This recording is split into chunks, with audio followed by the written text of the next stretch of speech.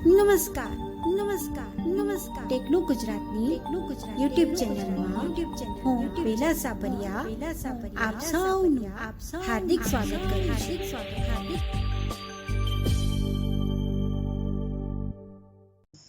જો તમને વિડીયો ગમે તો લાઈક કરો, શેર કરો અને ચેનલને સબસ્ક્રાઇબ કરી બેલ આઇકન પ્રેસ કરો, જેથી આ ચેનલ પર આવતા દરેક અવનવા વિડીયોની નોટિફિકેશન આપને મળી રહે।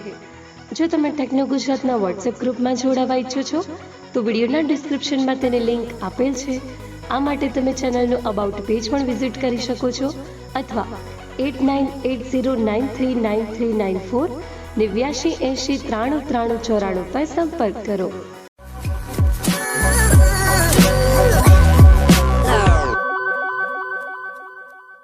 Base checked. Stop folder. નમસ્કાર મિત્રો, હું છું સાબરકાંઠાથી સંદીપ। આપ સૌ મિત્રોની સમક્ષ ફરી એક નવા વિડીયો સાથે। તો મિત્રો, આજથી આપણે એક્સેલના વિડીયો સ્ટાર્ટ કરીએ છીએ। જોઈશું હવે ક્યાં સુધી એ બની શકશે એની ખબર નથી, પરંતુ આપણે એના અલગ અલગ પાર્ટ બનાવીશું। તો આપ સૌ મિત્રો જાણો છો કે માઇક્રોસોફ્ટ ઓફિસ છે તો એનું જ એક સોફ્ટવેર છે માઇક્રોસોફ્ટ એક્સેલ। તો આજના વિડીયોની અંદર આપણે જોઈશું કે એક્સેલને આપણે કેવી રીતે વાપરી શકીએ, એનો ઉપયોગ શું છે અને એક્સેલનું ઇન્ટ્રોડક્શન અને એમાં આપણે નેવિગેશન કેવી રીતે કરી શકીએ। તો એક્સેલ એ સૌ મિત્રો જાણે જ છે કે ખાસ કરીને કોઈ ડેટા એન્ટ્રી કરવા માટે કે કોઈ ડેટા કલેક્ટ કરવો હોય તો એના માટે ઉપયોગ થતો હોય છે। ડેલનું લેપટોપ છે, વિન્ડો 11 છે, માઇક્રોસોફ્ટ ઓફિસનું લાયસન્સ વર્ઝન છે। તો આજે આપણે એક્સેલ વિશે પાર્ટ 1 જોઈશું। હવે એક્સેલને આપણે ઓપન કરવા માટે અલગ અલગ 3 રીતે આપણે ઓપન કરી શકીએ છીએ। એક, વિન્ડો બટન દબાવો, એક્સેલ ટાઈપ કરીને એન્ટર કરો તો ઓપન થઈ જશે। બીજું, વિન્ડો R કરો એટલે રન ડાયલોગ બોક્સ ઓપન થશે, ત્યાં એક્સેલ લખો અને એન્ટર કરો તો પણ ઓપન થઈ જશે। અથવા તો જો તમારા ડેસ્કટોપ ઉપર આઇકોન હોય એક્સેલનો તો તમે ડેસ્કટોપ ઉપર આવી અને ઈ દબાવતા જશો એટલે એક્સેલ આવે, પછી એન્ટર કરશો એટલે ઓપન થઈ જશે। તો આપણે અહીંયા એક્સેલને ઓપન કરીશું। Easy Op Studio 4 of 30. Easy Reader E. Excel 17 of 31. Okay, તો અહીંયા એક્સેલ આવ્યું, આપણે એન્ટર પ્રેસ કરીશું।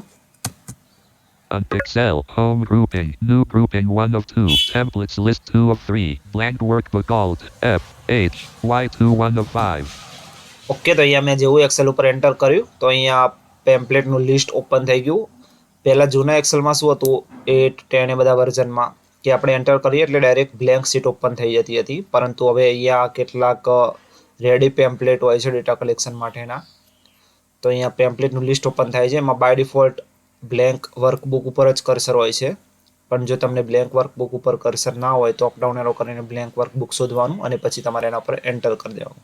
તો અહીંયા બ્લેન્ક વર્કબુક પર જ કર્સર છે તો હું એન્ટર કરીશ। Sheet 1 Table A1. ઓકે, તો એને કીધું કે શીટ 1 ટેબલ A1। તો અહીંયા પહેલાંના એક્સેલમાં શું હતું કે આપણને એક સાથે 3 શીટ મળતી હતી, પરંતુ હવેના જે લેટેસ્ટ એક્સેલ છે એની અંદર આપણને એક જ શીટ મળે છે। આપણે જો બીજી કોઈ શીટ જોઈતી હોય તો એને આપણે ઇન્સર્ટ કરવી પડે। હવે ઇન્સર્ટ કેવી રીતે કરવાની આપણે આગળ જોઈશું, પરંતુ શીટ એટલે શું કે જેમ આપણે નોટબુકની અંદર કોઈ પેજ આવે કે કંઈ નવી વસ્તુ કે કંઈ નવું ડેટા કલેક્શન આપણે કરવું હોય તો નવી બુકની અંદર જેમ આપણે નવું પેજ લઈએ તેવી રીતે એક્સેલની અંદર એને શીટ કહે છે। ઓકે, તો અહીંયા જોઈએ, હવે હું અહીંયા અપ ડાઉન એરોનો ઉપયોગ કરીશ નેવિગેશન કરવા માટે। A1. તો અહીંયા બાય ડિફોલ્ટ કર્સર છે A1। હવે હું રાઈટ એરો કરું છું B1. તો આવ્યું B1। જો ખાલી આલ્ફાબેટ બદલાય છે A B, હું ફરી રાઈટ એરો કરીશ C1. C D1. D, તો ખાલી આલ્ફાબેટ બદલાય છે। તો અહીંયા શું હોય છે કે ઊભી જે લાઈન હોય છે એને કોલમ કહેવાય અને જે આડી લાઈન હોય છે એને રો કહેવાય છે। તો ઊભી લાઈનને આલ્ફાબેટના નામથી અહીંયા મેન્શન કરવામાં આવે છે A B C D એ રીતે, અને જે રો હોય છે આડી લાઈન તો એને નંબર આપવામાં આવે છે 1 2 3 4 5 એવા। ઓકે, અને જે રો અને કોલમ બંને મિક્સ થઈ અને જે ચોરસ ખાનું બને એને સેલ કહેવાય। તો અહીંયા A1. A1 બોલે છે એટલે શું છે કે કોલમ છે A અને રો છે 1। ઓકે, તો A1 તો A1 જે બોલે છે એ ચોરસ ખાનું બન્યું છે રો અને કોલમથી, તો એને સેલ કહેવાય. તો એ સેલનું જે એડ્રેસ છે એ A1 છે. A1 ને સેલ એડ્રેસ કહેવાય. હવે હું રાઈટ એરો કરીશ તો એ કોલમ ચેન્જ થશે રાઈટ એરોથી, પણ રો એની એ જ રહેશે. જો રો 1 જ બોલશે પણ કોલમ B આવશે. B1, ઓકે, તો આ B1, તો આ બીજો સેલ આવ્યો, તો બીજું એડ્રેસ છે B1. તો આવી રીતે એક્સેલ ની અંદર ટોટલ કેટલા છે આપણે જોઈએ. 1,048,576. ઓકે, તો 10,48,576 એની અંદર રો હોય છે અને 16,384 એની અંદર ટોટલ કોલમ હોય છે. પરંતુ કોઈ પણ સેલ એડ્રેસ ક્યારેય પણ આટલી બધી રો કોલમ હોવા છતાં એક સરખું હોઈ શકે નહીં. બધા સેલ એડ્રેસ અલગ અલગ જ હોય. તો આપણે હોમ ઉપર આવીશું. A1, ઓકે, તો અહીંયા આવી ગયા આપણે પાછા A1. હવે માની લો કે આપણે ડેટા એન્ટ્રી કરવી છે, તેમાં આપણે જો રાઈટ એરો કરીએ તો B1, B1, C1, C1, B1, પાછા A1 ઉપર આવી ગયા લેફ્ટ એરોથી. હવે આપણે કોલમ એ જ રાખવી છે, પણ ડાઉન એરો કરશું તો રો ચેન્જ થશે. A2, A2, A3, A3, A4, A4, તો આ રો ચેન્જ થાય છે. A1, તો આ રીતે અપ ડાઉન એરોનો ઉપયોગ કરી અને આપણે એને નેવિગેટ કરી શકીએ છીએ. ડેટા એન્ટ્રીની અંદર અલગ રીતે પણ નેવિગેટ થાય છે, આપણે જ્યારે આગળના વિડીયોઝ જોઈશું એની અંદર જોઈશું. પરંતુ હવે જો આપણે કોઈ સેલને સિલેક્ટ કરવો હોય તો આપણે શિફ્ટ સાથે રાઈટ એરો કરીશું અથવા તો અપ ડાઉન એરોનો ઉપયોગ કરીશું. જો હું શિફ્ટ અને રાઈટ એરો કરું છું.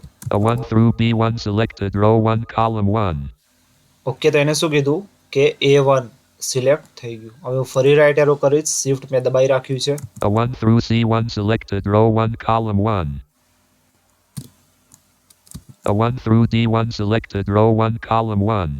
ઓકે, તો સિલેક્ટ થતું જાય છે. હવે પાછું હું શિફ્ટ સાથે લેફ્ટ એરો કરીશ તો એને સિલેક્ટ થઈ જશે. A1 through C1 selected row 1 column 1. Okay, અત્યારે A1 થી C1 સિલેક્ટ છે એવું કહે છે. હવે ફરી હું લેફ્ટ એરો કરીશ શિફ્ટ સાથે. A1 through B1 selected row 1 column 1. Okay, તો C1 અનસિલેક્ટ થઈ ગયું. A1 અને B1 સિલેક્ટ છે. ફરી લેફ્ટ એરો કરીશું શિફ્ટ સાથે A1, તો ફોલી A1, ફરી લેફ્ટ એરો A1, તો આ અનસિલેક્ટ થઈ ગયું. હવે એવી જ રીતે આપણે માની લો કે નીચેના સેલ કોઈ સિલેક્ટ કરવા છે તો શિફ્ટ સાથે down arrow. A1 through A2 selected row 1 through 2 column 1. Okay, તો A1 થી A2 સિલેક્ટ છે. ફરી down arrow. A1 through A3 selected row 1 through 3 column 1. Okay, તો A1 થી એને A3 કીધું. હવે ફરી શિફ્ટ સાથે અપ એરો કરતા તો એ સુધી પાછું અનસિલેક્ટ થઈ જશે. A1, ઓકે, તો આ અનસિલેક્ટ થઈ ગયું. હવે માની લો કે આપણે કોઈ આખી કોલમ સિલેક્ટ કરવી છે. ઓકે, તો આપણે કોલમ માટે શું કરીશું, જે કોલમને સિલેક્ટ કરવી, માની લો કે મારે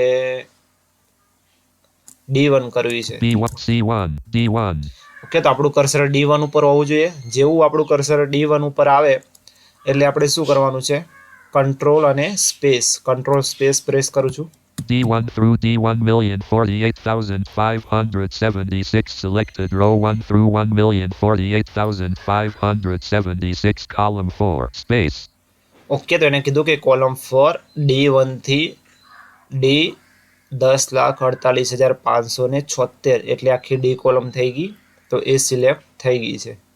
ઓકે, હવે એવી જ રીતે આ શોર્ટકટ યાદ રાખજો, કંટ્રોલ અને સ્પેસ એ છે કોલમ સિલેક્ટ કરવાનો આખી શોર્ટકટ. હવે એવી જ રીતે આપણે કોઈ રો લઈએ. A1, A2, A3, A4, A6, A7. Okay, તો આ A7 છે. હવે આપણે A7 રોને સિલેક્ટ કરવી હોય તો આપણે કોલમ માટે શું કર્યું હતું, કંટ્રોલ સ્પેસ. તો આપણે અહીંયા રો સિલેક્ટ કરવા માટે શિફ્ટ સાથે સ્પેસ પ્રેસ કરીશું. તો અહીંયા શિફ્ટ અને space દબાવીશ. A7 through except D7 selected row 7 column 1 space. Okay, તો અહીંયા આખી રો સિલેક્ટ થઈ ગઈ. તો આ રીતે તમે એક્સેલને ઓપન કરી અને સેલ ચેન્જ કરી અને તમે આવી રીતે નેવિગેટ કરી શકો છો. આવી રીતે કોઈ પણ સેલ, કોલમ અથવા તો રોને સિલેક્ટ કરી શકો છો. તો આ એક બેઝિક વિડીયો હતો. આવનારા વિડીયોમાં આપણે આગળ અન્યના ઉપયોગો અને ફીચરો જોઈશું. તો આશા રાખું છું કે આપ સૌ મિત્રોને નવી જાણકારી મળી હશે. ફરી મળીશું કોઈ નવા વિડીયો સાથે. જય ગરવી ગુજરાત. Op Studio 12.